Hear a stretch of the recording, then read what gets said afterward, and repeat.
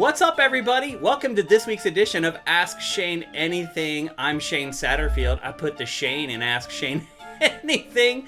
Hope you guys are having a great week. I definitely am, because I'm getting to do this show once again because so many of you guys and girls are pledging at $7 or more at patreon.com/SIFTD now. For $5 a month, you get all our content early, but pledging that extra $2 a month means that you really like this show and you really want this show to continue, and so do I. So thanks to everybody who's pledging anything. We have another great round of questions this week. Let's get right to them.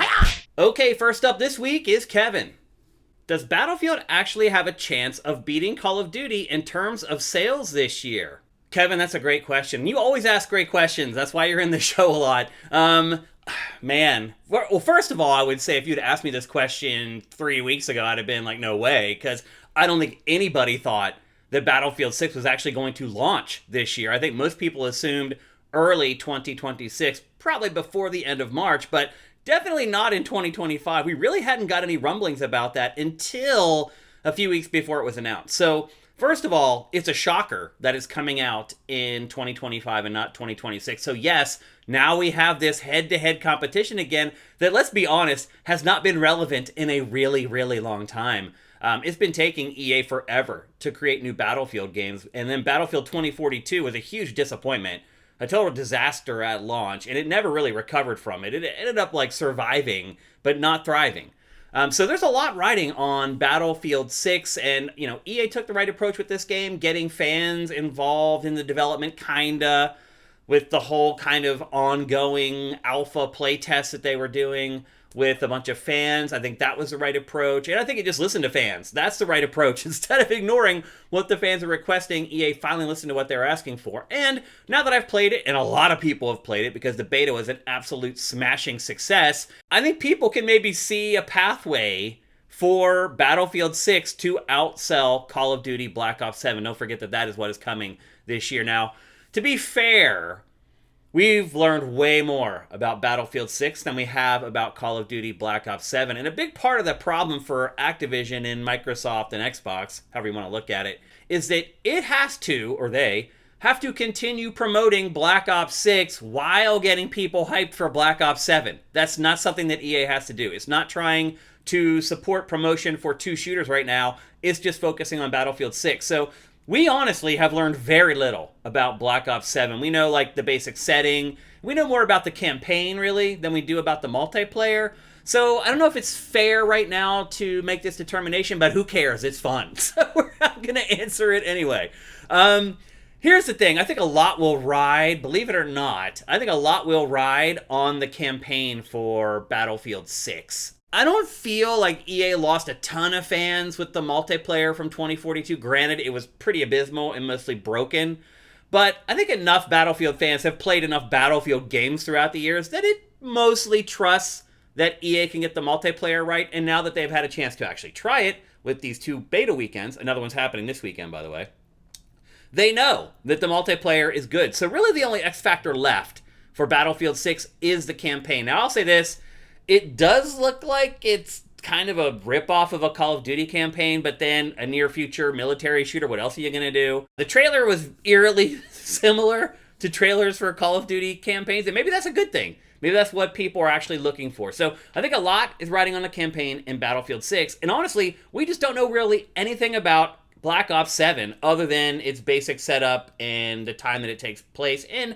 kind of the very basics of the campaign. We really know hardly anything about its multiplayer. Here's the thing. Call of Duty's sales aren't what they used to be. If you haven't noticed, ever since Call of Duty became a part of Game Pass, Activision has stopped putting out these press releases that they used to put out, like the day after Call of Duty would launch. $2 billion in 2 hours. These ridiculous numbers that Activision used to put out about Call of Duty. That hasn't happened because its sales have plummeted since it was moved to Game Pass. People are smart. They're like, I'm going to pay $20 a month to play Call of Duty for the first couple of months.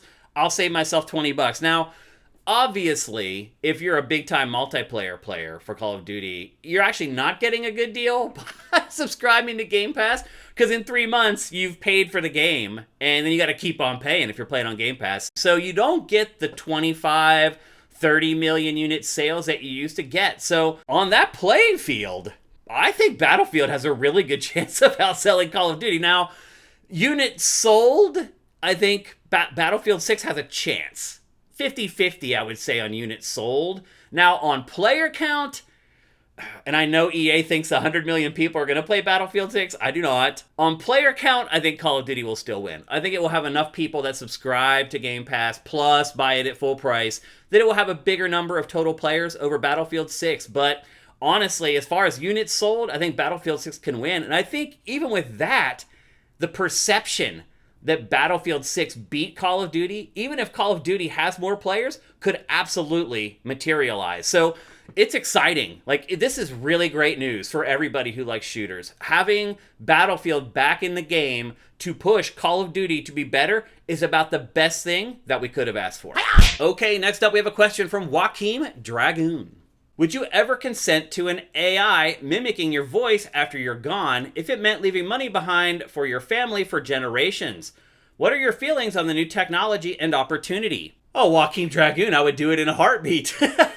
Even if it didn't generate money for generations, even if it generated $100,000 over the next 100 years or whatever, it's worth it. Like, I'm not caught up on the idea of people using my voice. Now, would it be nice if they did it legally and the people who follow in my family, my nieces and nephews or whoever, could make money off of that? All the better. I really have no issues with it at all. And I don't think most actors and actresses have an issue with it either. Once you're gone, and look, I realize a lot of this depends on what you believe about the afterlife or whatever. My personal belief is once I'm gone, I'm gone. I'm not going to be up in the clouds looking down on people to make sure that they're spending my money the right way. I don't believe in any of that. I don't believe in ghosts, none of that supernatural stuff. So for me, when I'm gone, I have no idea what's going on, and I just hope that I have left instructions behind on what to do with my stuff and my money, and I hope that that is followed, but there's nothing I can do about it if it isn't. So look, they can already do this with my voice. Just from one season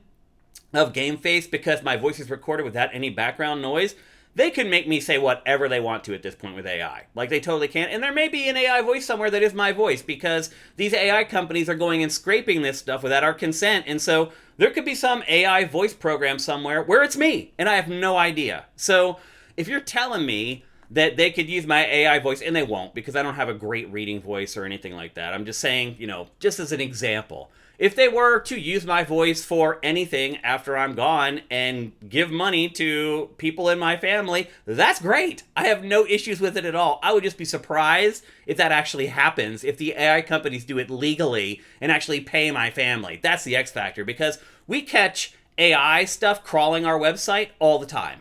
All the time. We have put things in place now so it can't happen. But for a long time, our website would really slow down, and we'd be like, what is going on here? And we'd find out that it was AI crawling our website, scraping it for information. So I don't think the integrity of these AI companies is worth anything. I think they're all a bunch of scoundrels who are looking to make a buck any way that they can. So would I be cool with that happening? Yes. Do I think that will actually happen? No. Okay, next up, we have a question from Bachby. Nintendo Switch Online recently expanded to provide GameCube games with Switch 2. Do you think it's the reason it limited sales of Super Mario 3D All-Stars? Couldn't Nintendo make more money with fans paying monthly for its online service versus buying all the games in one cheap package? Is this also why Zelda Wind Waker and Twilight Princess were never ported to Switch?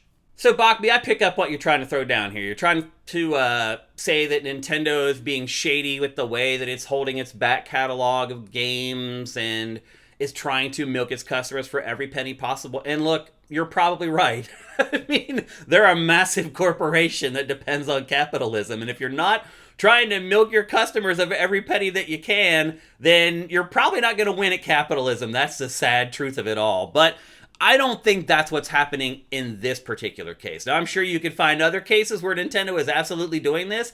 I just think in this case that is not true. First of all, Super Mario 3D All-Stars, for those of you who don't know, was a compilation of 3 Mario 3D platformers in one package for Switch. And it was to celebrate a milestone for Mario. And they didn't make a ton of them. And once they say anyway, that once they finished with that run, they weren't going to make more. And so far, Nintendo has held to that.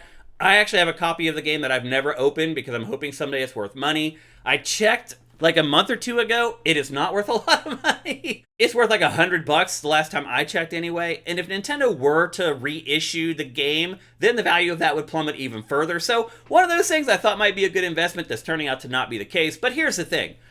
Of the 3 games in that compilation, only one of them is a GameCube game. So you have Super Mario 64, that's an N64 game. Super Mario Sunshine, that is absolutely a GameCube game. And then Super Mario Galaxy, which was a Wii game. So there's only one of the 3 are GameCube games. So let's just look at Wind Waker for the sake of your argument. Wind Waker was just not remade, but remastered for the Wii U not that long ago. The same with Twilight Princess. Both those games got HD upgrades on the Wii U. So at least 720p. And they just didn't do anything with them for Switch. So no, I don't think there's anything shady going on here at all. Again, in this particular case. Is Nintendo doing other shady stuff? Is quite possible. With this, I don't think there's really anything wrong with the way Nintendo is handling things. Now, I understand that, the versions of the 3D Mario games and the Super Mario 3D All-Stars were not great. They were kind of lazy ports, and so I do understand that a lot of people want those games in true HD. A lot of people want Wind Waker and Twilight Princess in true HD, at least 1080p, possibly 4K. I understand that stuff hasn't been delivered yet, and my guess is those things may even be completed already at Nintendo. I'm not exaggerating. Those games may be done and in the can, and Nintendo is maybe just waiting for a period where a game that it has scheduled gets delayed and falls out of the schedule. Maybe it's looking for a hole in the release schedule to schedule those games into. My guess is there are already 1080p versions of those games in the can or being worked on or whatever. So while you haven't got what you wanted just yet, I think if you're patient, eventually you will. Okay, last up this week is Raphael Michael. Companies no longer take risks. They only play it safe and never do anything with their back catalog of IP. Right now, AI is seen as a core reason for all the layoffs, but is this really just an adjustment period? Could AI ultimately free up resources so that developers can be more experimental and innovative? Could this ultimately lead to employing more people as these incubator projects show some promise? So Raphael Michael, I like that you're trying to take a positive angle on AI. It does feel like everybody just hates AI because, let's be honest, I think on a base level, what most people look at when they look at AI is they're taking their jobs. People think that AI is going to take their jobs, and it is. Now, you're asking specifically about game development, but I think the general negative impression over AI isn't just about game development. I think it's about everything else, how it's replacing people in general in the workforce in our society. So I think that's the first thing that you have to sort of establish when you start talking about AI is that I think people have a negative connotation around it simply because it takes jobs. The other parts of it, like making their lives easier, no one seems to complain about that. Like being able to ask ChatGPT to write something for them that makes them sound professional. Nobody's complaining about that part of it. So anyway, already there's this selective outrage around AI, and I just wanted to establish that first of all.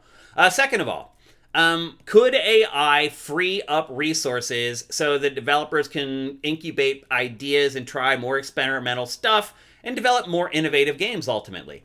Yes, it is possible. However, we live in a capitalist society.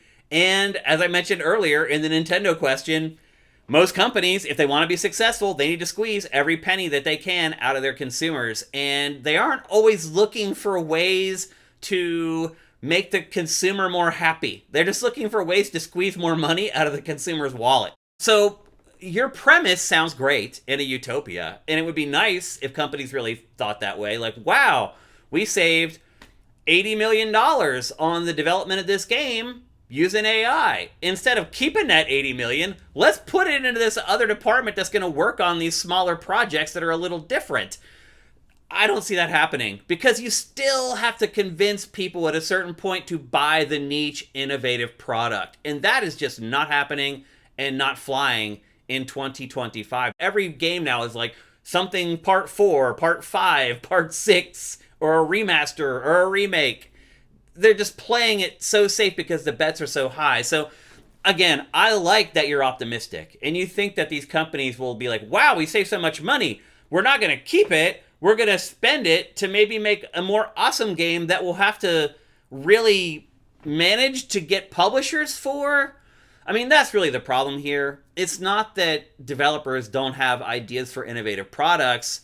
It's that those products will never see the light of day. So it's like, why are you investing in them when you're not going to find a publisher to publish it? So the indie world obviously is different. Indie developers, their budgets are way smaller. They can self-publish stuff. And that's why we see the more innovative ideas and the more innovative games coming from the indie space. When you start talking about the big bets where you're spending $100, $200 million on developing a video game, we're at the stage right now where anything that has any inkling of a new idea or concept or anything that would make somebody go, probably is not going to get greenlit. And is it smart? It is. Sadly, it is. People just are not, one, they're not buying new games at all. Two, they're definitely not buying new innovative games that are different and maybe new IP. All that is risky now. So even if you take that 80 million that you saved with AI and you put it into this other group working on some off-kilter project or idea that you have, even if that comes to fruition and it looks really cool, you have to convince somebody else with really deep pockets to invest in it. And that is just really, really tough. So do I think that developers are going to dump the money that they're saving using AI back into more innovative, creative projects? Sadly, I do not. All right, that's it for this week's edition of Ask Shane Anything. Once again, a huge thanks to anybody who is pledging anything at patreon.com/sifted. Even $1 a month is a huge help, but some of you guys and girls are pledging $7 a month at that Ask Shane Anything tier. That's why this show keeps happening. I love doing this show. I appreciate you people so much. Keep asking great questions. Go to sifted.net. In the header there's a link to go to our forums to ask questions. This show doesn't happen without them. So get on over there and ask me some, and we'll be back next week. And don't forget, sleep is for the dead. Play games instead.